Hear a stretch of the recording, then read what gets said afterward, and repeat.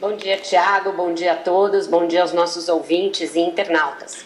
Ô Vera, na crise brasileira, o presidente Michel Temer ainda vai tentar se apegar à literalidade da conversa com Joesley Batista para tentar se segurar no cargo. Eu pergunto para você, ele ainda tem condições políticas de fazer isso, Vera?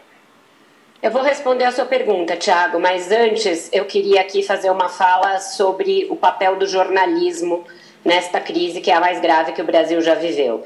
Eu acho que nós, jornalistas, temos um papel importante, histórico nessa crise.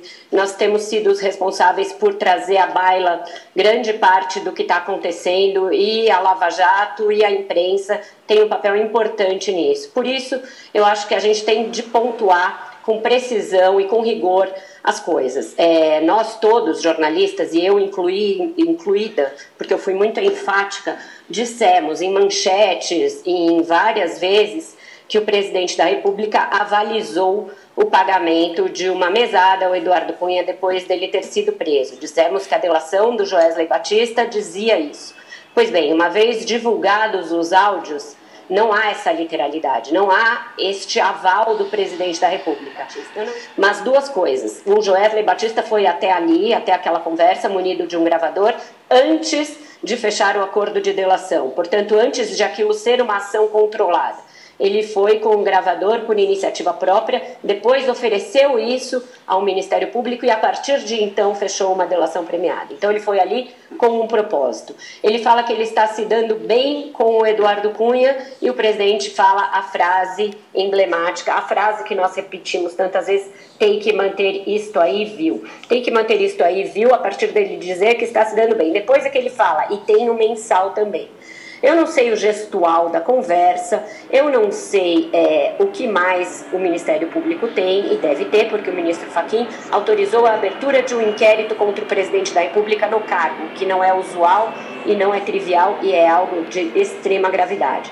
Mas nós, jornalistas, temos de ter um compromisso e os nossos ouvintes estão um pouco perplexos diante do que eles ouviram durante 25 horas, que era o conteúdo desses áudios, e o que eles ouviram por conta própria depois. Então nós temos de ser transparentes. Eu sou de uma escola de jornalismo que tem o rigor e a checagem na apuração como fundamentos, tá? Que é a escola da Folha de São Paulo nos anos 90, e nós todos agimos em grande medida com um comportamento de manada, Tiago. Nós pegamos uma informação que era de um colega, um furo de reportagem de um colega, e o reproduzimos sem ter acesso à íntegra dos áudios.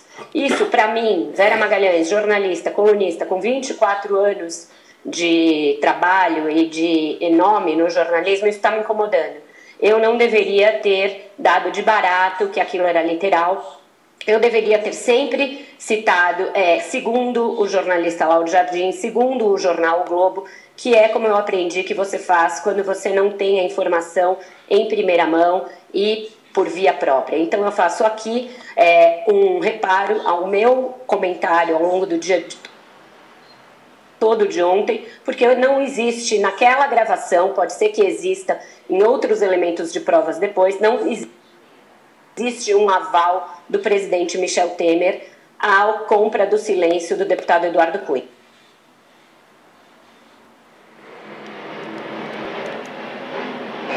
Tenho em minhas mãos manifesto de centenas de juristas brasileiros que tomaram lado. Apoiamos Dilma para prosseguirmos juntos na construção do governo que queremos. É o governo que preservou as instituições democráticas e jamais transigiu com o autoritarismo. Um governo que não tentou alterar casuisticamente a Constituição para buscar um novo mandato.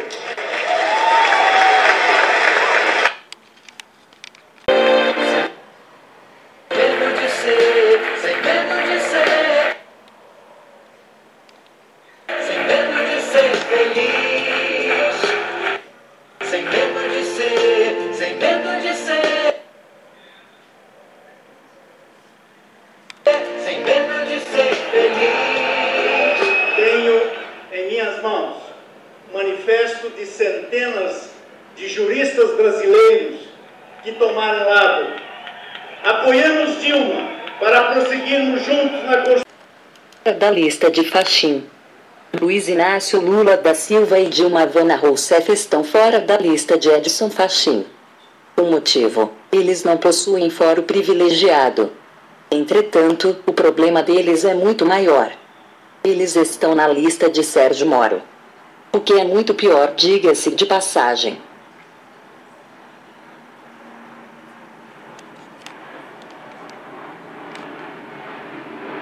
Boa tarde.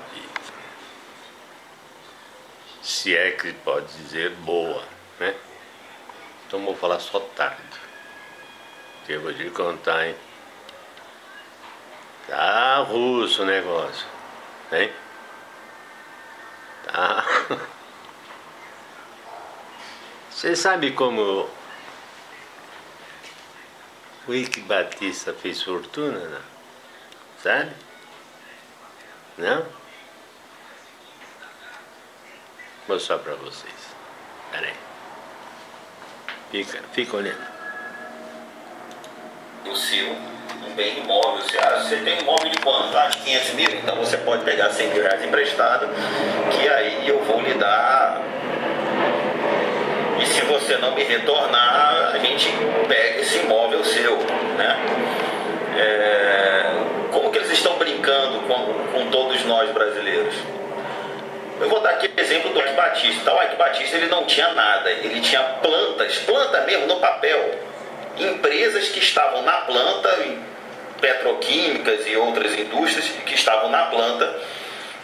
E chegou lá no BNDES, eu quero 100 bilhões. 100 bilhões pelo quê? Não, para eu fazer essa planta funcionar. Essa planta está no papel, sem sacanagem, no papel mesmo, não estou brincando não. Aí o banco dá para ele, o BNDES dá para ele, e esse não foi o maior empréstimo, estou falando do empréstimo pequeno. O Ike Batista era um dos homens mais ricos do mundo. Do mundo, por quê? Ele não tinha risco nenhum. Aí ele pediu 100 bilhões para uma planta, para uma indústria que estava numa planta, e o banco deu os 100 bilhões. E qual era a garantia de retorno dos 100 bilhões? A própria planta. Ou seja, recebeu dinheiro para uma coisa que não estava funcionando, tá? E a garantia era a própria coisa que não funcionava. Um pedaço de papel. Entendeu? Uma planta que no papel. A planta garantia. A planta, papel. Mas não é assim que nenhum banco funciona. Tá? Brincadeira, né? É brincadeira. Ei, que país é esse? Eita, como meter a mão na nossa grana, hein? Por isso tá essa merda. Nós era pra estar nadando no dinheiro. Nós era pra ser o país de mais que primeiro mundo. Que rouba. E ainda estamos em pé, hein? Aonde nós vamos parar? Diz aí. Hein? Fala pra mim, meu filho. Tá difícil o negócio.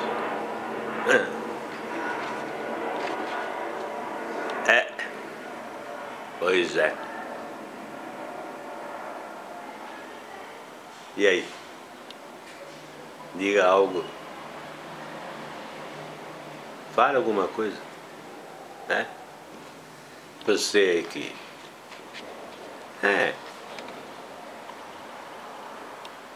que apoia esse governo filha da puta. Entendeu?